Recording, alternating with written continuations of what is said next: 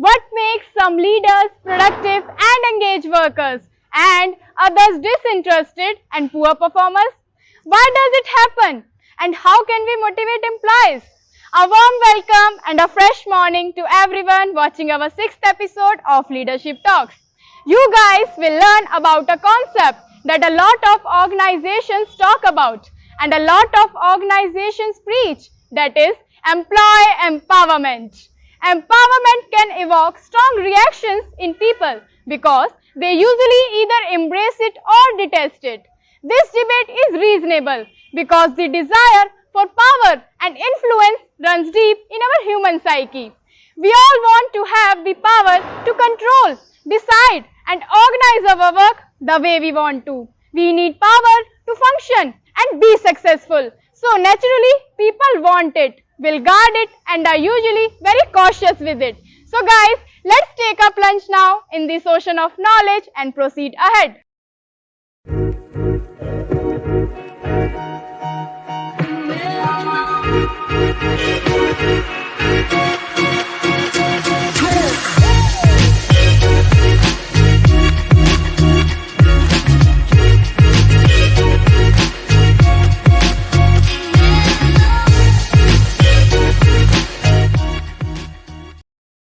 So let us know our guest of honor for today, Mr. Saurabh Gandhi.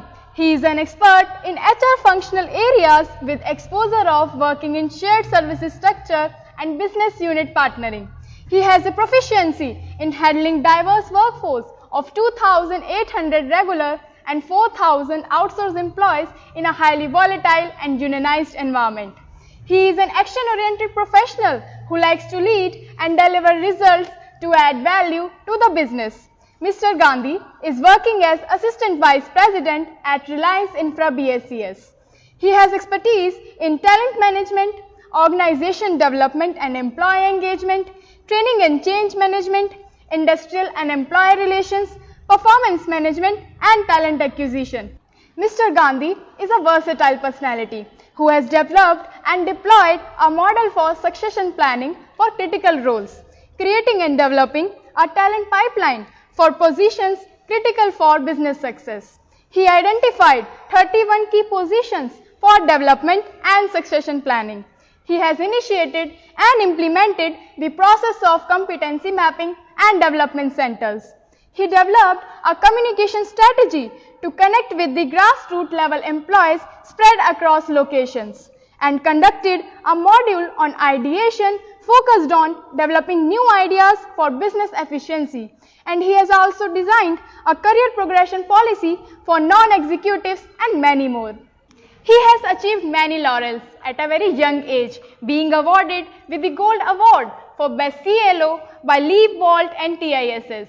His key achievements are: no mandate lost due to IR issues in last 18 months, harmonious relationships with all unions and associations, creation annual operating plan with individual goals, campus strategy has resulted in acquiring day zero and preferred company slots, reduced talent deployment time from 60 days to 30 days from the vacancy, initiated structured competency-based interviews through BEI and CBI, and there's a lot more. So guys, are you all excited? Let's quickly move in.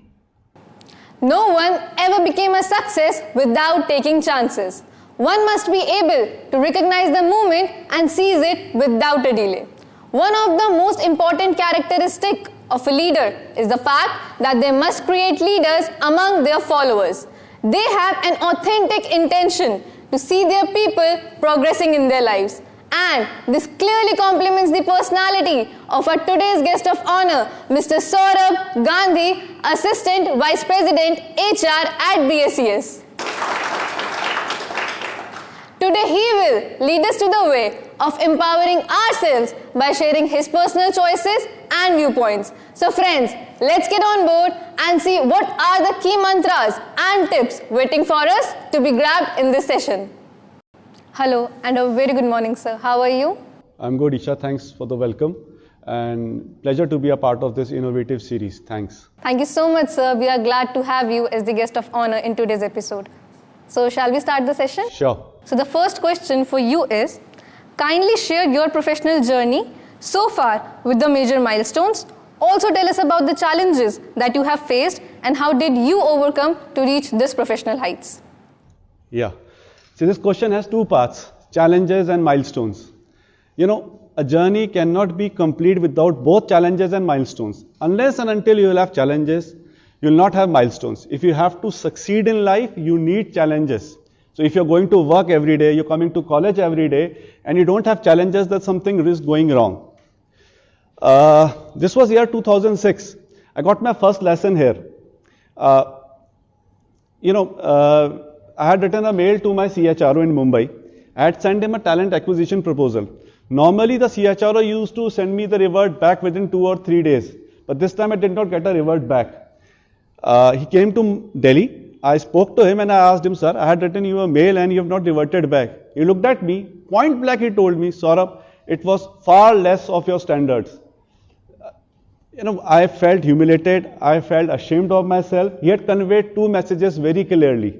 One, that he thought my standards are high. Second, that the proposal was rubbish.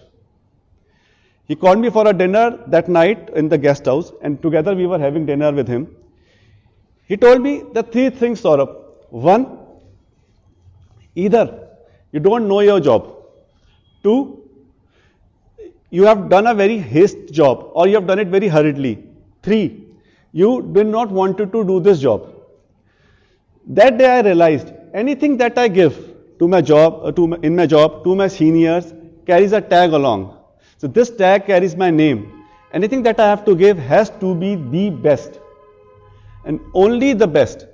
What happens in movies? You give a hit movie, you'll get another one. You give another hit movie, you get another one. Till that time you give a flop. This is known as the Peter principle. And Peter says, everyone rises to the level of his incompetence.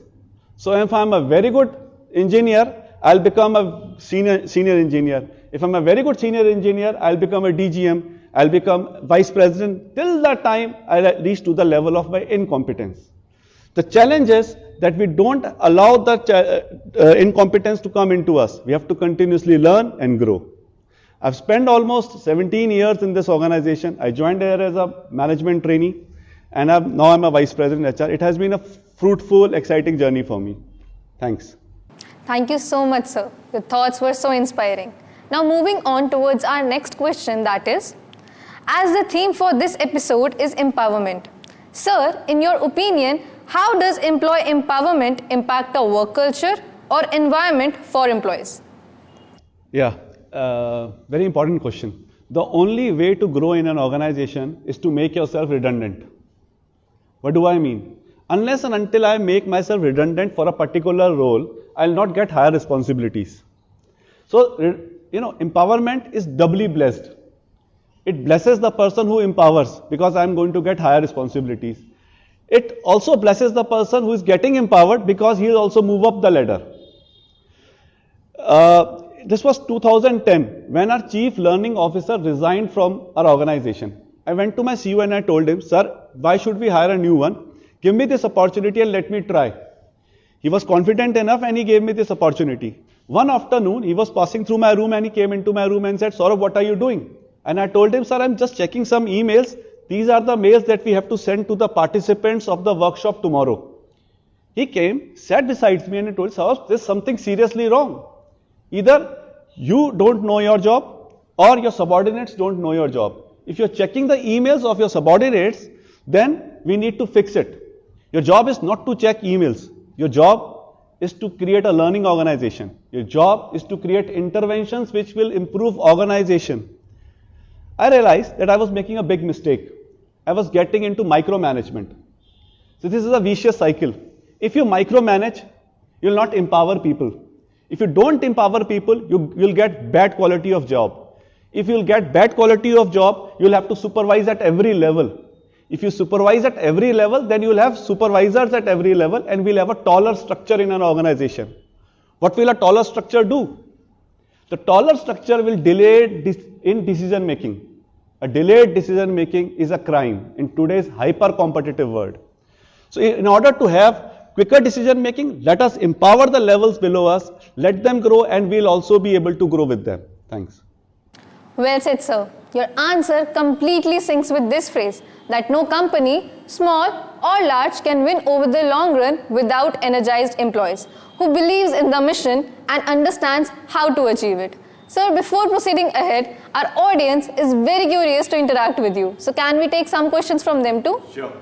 So who's coming up with the first question? Kindly introduce yourself first. Good morning, sir. Myself Tithi Chanda from BCom Honors. So my question is that the youth today is capable of spelling what they are passionate about. However, how can we empower them to handle failures and stress while chasing their dreams? Yeah, very nice. Please sit. See, the key with the youth of today is don't be prescriptive. I'll share you another example. Recently, we hired some good engineers from across the country through various NIITs. One particular engineer was very good.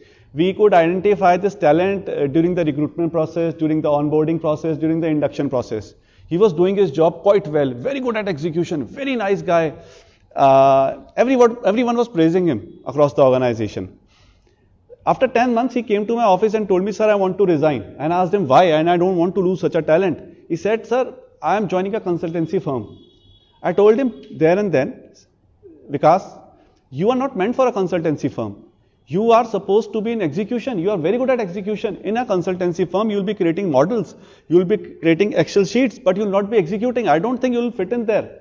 Secondly, you're going to a consultancy firm. I don't want to name it. It's a smaller one, and we are a very large organization.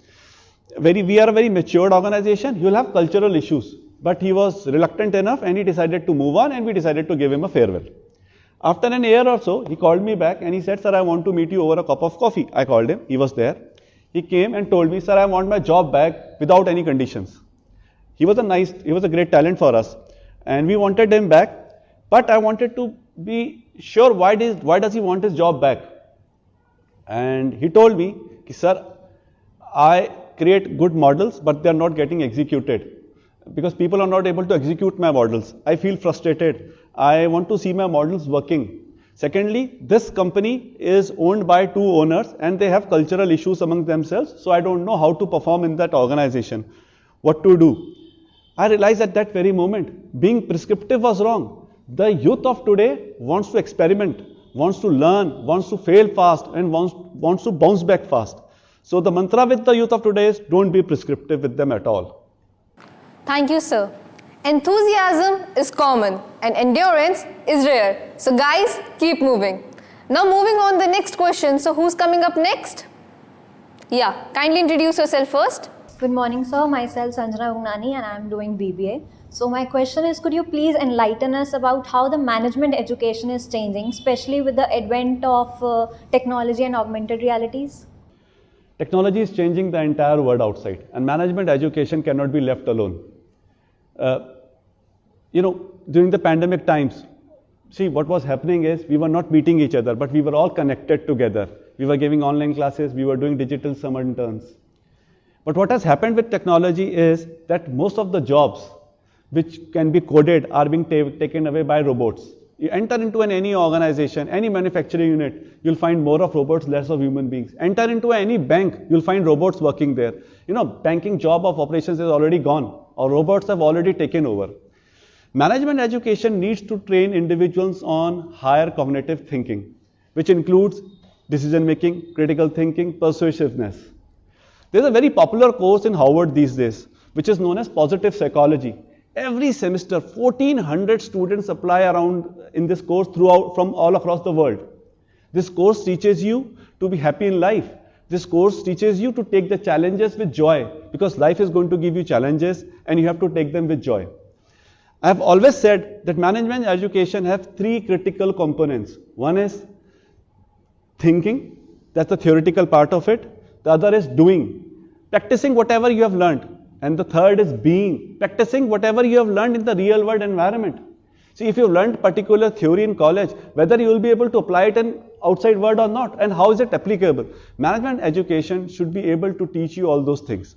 For example, if you talk about Maslow's hierarchy, we all know Maslow's hierarchy, one of the most popular concepts in management education. But how do we apply it? A smart recruiter, when he enters into an organization, he understands where this individual is, where should I place him, how will he get motivated, what is his needs.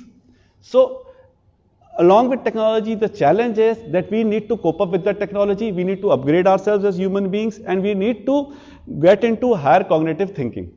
Thanks. Thank you, sir, for enlightening us. Anyone else with any other question? Yeah, kindly introduce yourself first.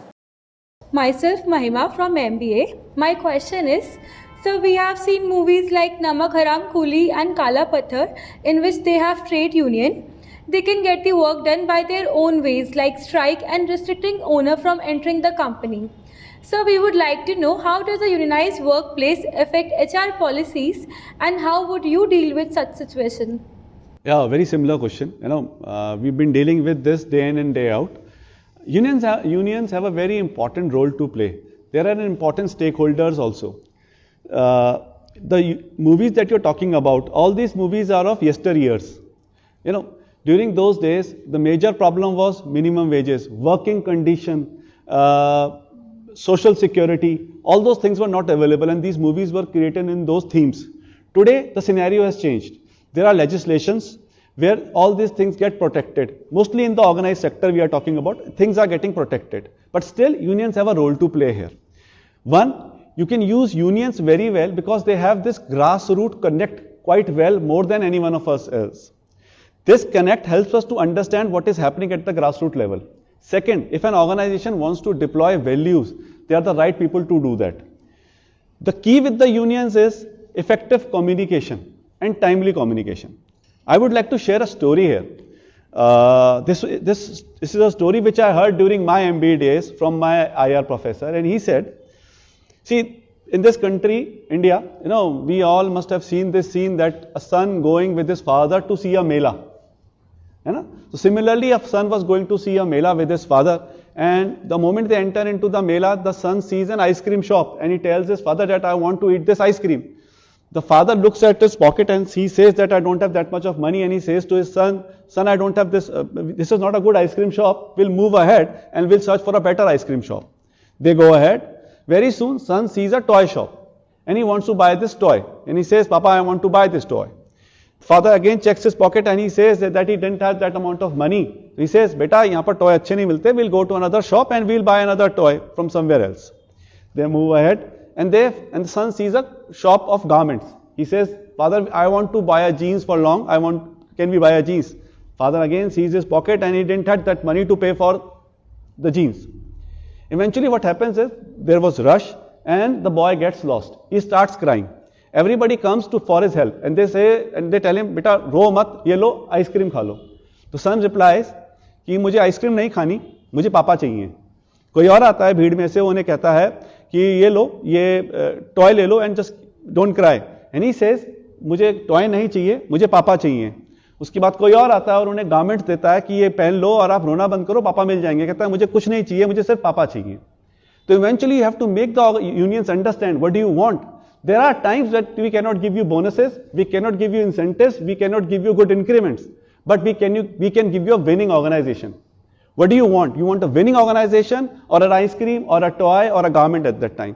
So with unions, you need to connect well, you need to communicate well, and there are great stakeholders to you. This is what I feel I have seen in a unionized environment. Thank you so much, sir, for answering all the questions asked by the audience so patiently and explaining so well. Thank you so much, everyone. So shall we proceed ahead? Sure. So the next question for you is, you are one of the rare HR personalities who has seen the transition of a company which was totally under government setup moving towards privatization. This must be an interesting and challenging journey, sir. Our audience is curious to hear about your experience on this. Right. See, first thing that I want to share is that in a stock market, only horses sell, donkeys don't. So if an organization was taken over by a private organization, it was definitely a horse. And with this horse came a good pool of talented individuals. Think about 1990s and 1980s. I know it's very difficult for you to think about 1990s and 1980s, but during those days, nobody wanted to join a private organization. Everybody wanted to join a government organization. And these individual employees had joined through UPSC. There is a huge pool of good individuals working in BSES, which we took over from erstwhile Delhi Vidyut Board. So when Delhi Vidyut Board got privatized, there were 3 private entities that were created. One was BSES Rajdhani Power Limited, which caters to South Delhi and West Delhi. The other was BSES Yamuna Power Limited, which caters to East Delhi and Central Delhi. And the third one was Tata Power, which caters to North Delhi. So the major portion was with Reliance, BSES Rajdhani Power Limited and Yamuna Power Limited. And why this happened? Particularly BSES Yamuna Power Limited, there were no bidders for this organization. Nobody wanted to take this organization. The AT&C loss was as high as 64%. This means that if you are selling 100 units, then you are only getting billed for 36 units. Infrastructure was very poor, customer satisfaction was very low. Now think about it. With the same team what we have created, the price of electricity is lowest in the country. AT&C loss has come down to 7%, which is a world record. Customer satisfaction is highest. Infrastructure is too good. In Delhi, you don't need stabilizers anymore. In Delhi, you don't need generators anymore. We're giving you 24/7 uninterrupted power supply. This has been possible only because of the great team that we acquired from Delhi Vidyut Board. You know what happens is, once you're acquiring an organization, the key issue is about the culture. What kind of a culture do we want in this organization? One, we can have a culture of the organization which is acquiring the newer organization, let me call it, or the culture which is being acquired, the older organization, and we can also have an option of creating a hybrid culture. So we thought that we'll create a hybrid culture. We'll create a culture where we'll have good points from the older one, from the newer one, and we have created a beautiful small little organization called BSES. This organization has been giving value to all its stakeholders throughout. The interventions that we used in HR was, see, the problem came when we have a workforce where the average age is 49 years, 50 years, and then we have this younger lot, average age is 22 years, 23 years. Amalgamation of these two workforce was very important for us. We used interventions like mentoring, where the older ones were teaching the newer ones the basics of distribution business. We used reverse mentoring, where the newer ones were teaching the older ones the technology part of it, digitalization part of it. We did a lot of T group training, the teamwork exercises. We did a lot of welfare initiatives where families of both workforce came together, and we did a lot of interventions there. So we were able to create an organization. It's been long time now, and the culture is quite well mixed, and we have been delivering value to our stakeholders now. That must have been really tough, sir, but overall so well managed. All credit goes to you and your team. Well done, sir. We are highly impressed. Sir, before proceeding ahead, can we shift our gears towards something interesting? Okay, definitely, yes. So we have a huge surprise for our audience. We have planned a quick rapid fire round with you, sir. Shall we proceed ahead with the same? Yeah, definitely. Since it's a rapid fire round, I would request you to keep the answers one-liner. Okay. So the first question for you is, what makes a company a best working place? Purpose. If an organization is able to give purpose to its employees, it becomes a best working place eventually. Your role model and her hallmark. One of my ex-boss, and decisiveness was his hallmark. Skill gap is a myth or reality? It's a reality. You must have seen a lot of organizations, they have been looking for talent, and a lot of individuals are looking for job. So it's definitely a reality. Biggest challenge for HR managers? HR itself. See, HR managers are struggling with the mindset. They feel that they are custodians of rules and regulations. They're not actually. They're the custodians of performance of an organization. The moment they realize that the organization is drifting from its goals, they should change the rules, they should change the policies. But quite often it has seen that we stick to our policies, we stick to our procedures. So this is the biggest challenge for HR these days. Biggest challenge for a fresher? Mindset. They come to a B school and they think that they have come here for the first job or the first salary. You have come here for learning, you have come here for a career. It's not the first job or the salary. It's not a 100-meter race that you're going to run. It's a marathon. You have to be prepared for that. Hypothetically, if there was no HR profession in this world, which alternate profession you would have seen yourself fitting into ideally? Marketing. What makes you instantly happy? Sunrise. One place you can visit n number of times and still enjoy being there. My hometown, Dehradun. One favorite food item of yours which you can consume any time of the day. Coffee. What makes you instantly sad or angry? Lack of transparency anywhere. Last but not the least, one thing that distinguishes a great leader from an ordinary one. See, a great leader has to continuously learn. Life is about small incremental changes every day. It's about daily habits. So if you want to achieve from 0 to 100, you should not attempt for 100 at one go. You should try to achieve 0 to 10, 10 to 20, 20 to 30, and till that time you reach 100. For example, if I want to get up at 5 o'clock in the morning, and I normally get up at 7 o'clock in the morning, I every time sleep and I say I'll get up at 5 o'clock in the morning, it's more or less impossible. Even if I'll get up, tomorrow I won't be able to do that. So try to get up at 6:45, 6:30, 6, and then reach 5 o'clock eventually. So continuous learning differentiates great leaders from others. Well, it was fantastic, sir, as you have answered all the questions so generously. On this note, here's a small token of appreciation from our side. Thank you so much, sir. Thank you so much.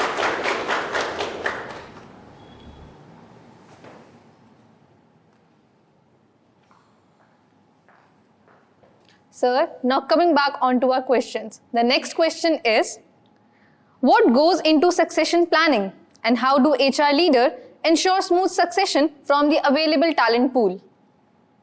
Succession planning is one of the critical things that a HR leader or an organization needs to take care of, any leader in such manner. So what happens is, there are employees who leave the organization suddenly. There are employees who will retire in an organization, but organization must keep on going. The show must go on there. So what do you do in succession planning is that you have critical roles. You have people who are already working there in those roles, and you have identified successor for those roles. This is theory, plain and simple. So I have a role, I have a profile, I have a person there, he's going to retire or he's going to leave. Then there are 3 or 4 people who can be successors of this person. But what happens actually in real life? This is very different. So you have one role, one person is already occupied that place, he doesn't want to leave that place. Lot of the chances. So managing his aspirations is one thing. Second, there are 4 people who are the successors for this position, and only one of them is going to get this opportunity. So what do you need to do? One, identifying the critical role is very important. Then what happens if we have an over enthusiastic successor?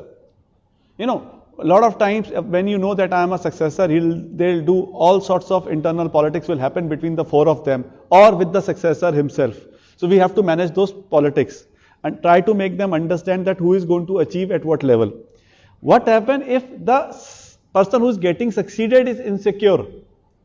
So if the person is insecure, he will not let the successors develop. We have seen most of the times in the organization. Succession planning is an overall grooming exercise for an individual. Let me take an example here of an organization, Hindustan Lever. Most of us are aware. Now Hindustan Unilever. What happens there? See, if there is one position, 4 successors, all 4 of them are aware that only one is going to get that position. But the remaining 3 are groomed well, they are made employable. Remaining 3 will definitely get a job either in Marico or in Dabur. So succession planning is a holistic exercise where we need to develop an individual for higher responsibilities, if not that particular position or some other position. Even the person who is getting succeeded, he should also have a career plan. Where will he go? What will happen to him? So that we don't have that internal politics in the organization.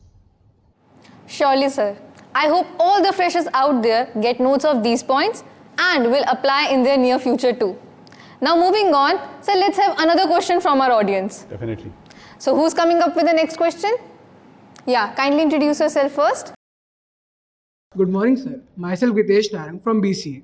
My question is that how has the role of HR changed after the pandemic situation, and what are the skill set that HR should acquire to meet the current challenges of the organizations?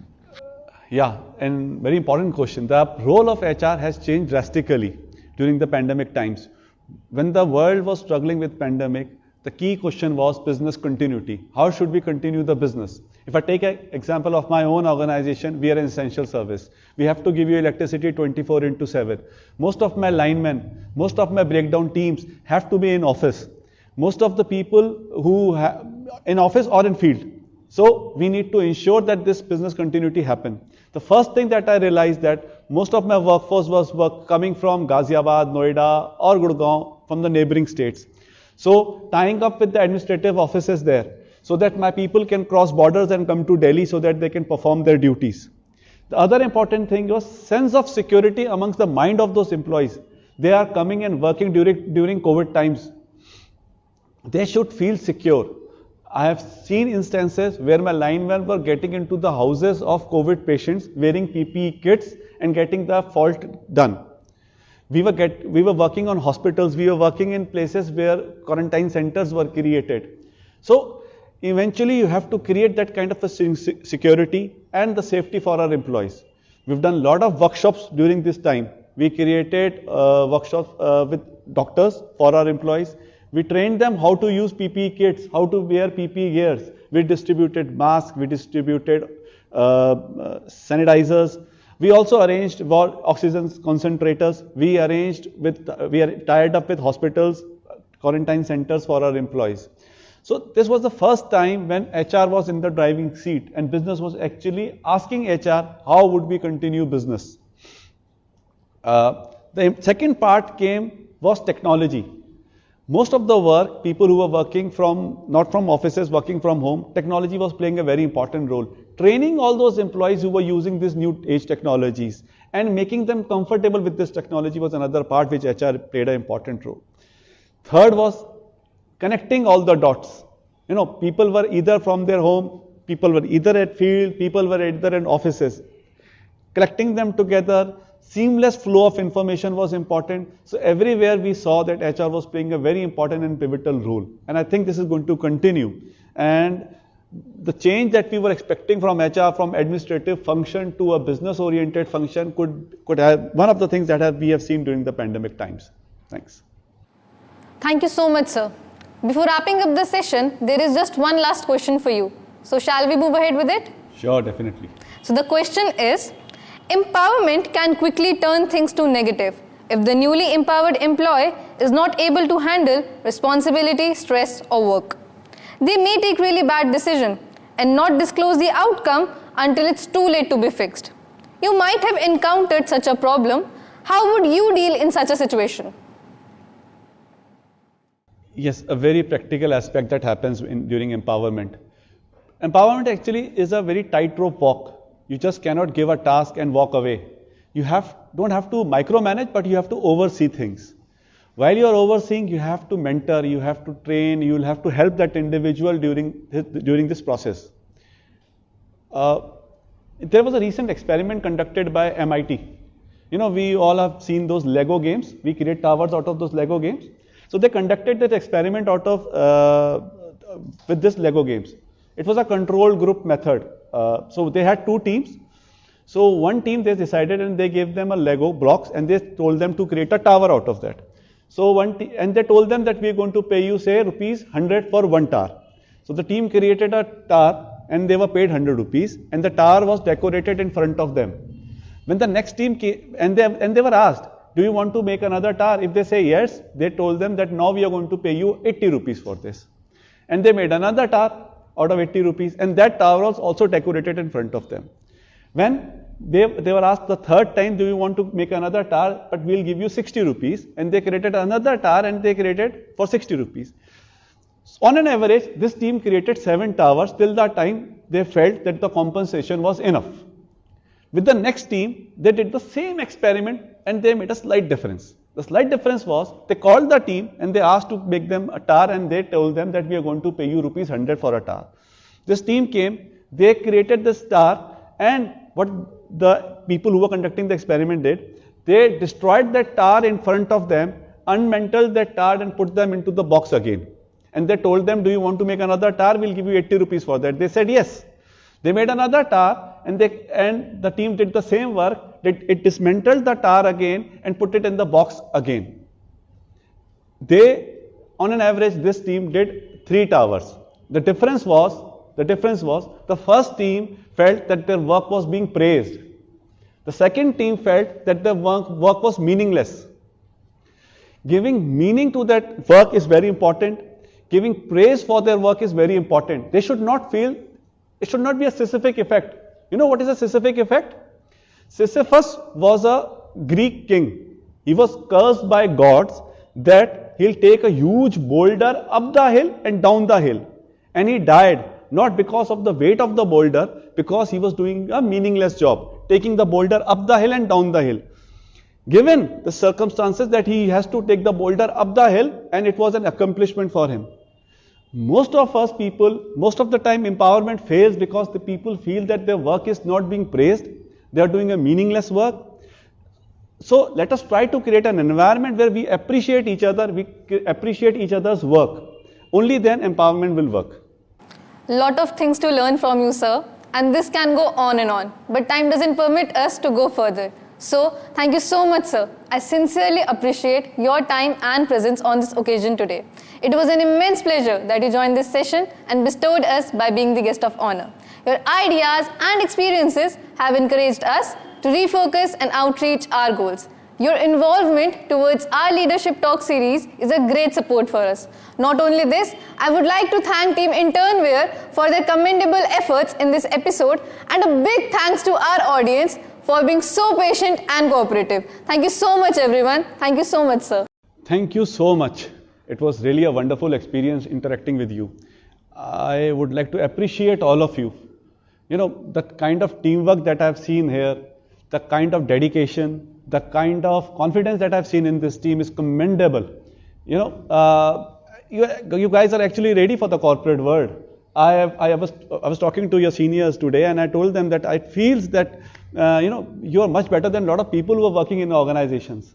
So it was really a great experience. This exercise was being planned since long. You know, then the second wave came in, we couldn't do it. But today again we are sitting together, and hopefully things will improve in near future and we'll meet again. But yeah, I'm going in a state of awe. I'm going in a state of awe because I've seen such youngsters doing such great jobs with so much of professionalism, each one of you conducting. I really want to appreciate you for this, and congratulations. Keep it up. Thanks. Thank you so much. It's time to say goodbye, friends. But I think goodbyes are usually sad, so rather I would say hello. Today's episode was worth binging. It had the right dose of knowledge plus entertainment. I had a gala time. Hope you guys watching will also agree with me. Summary of this episode could be described by wonderful lines said by Bill Gates that as we look ahead into the next century, leaders will be those who empower others. Also, we have learned today that it doesn't matter how many resources one have. If we don't know how to use them, then it will never be enough. So let's make a promise, guys, that we will observe all these learnings in our professional life ahead. Take care, friends. Stay tuned, and also your feedback is very important. So stay connected.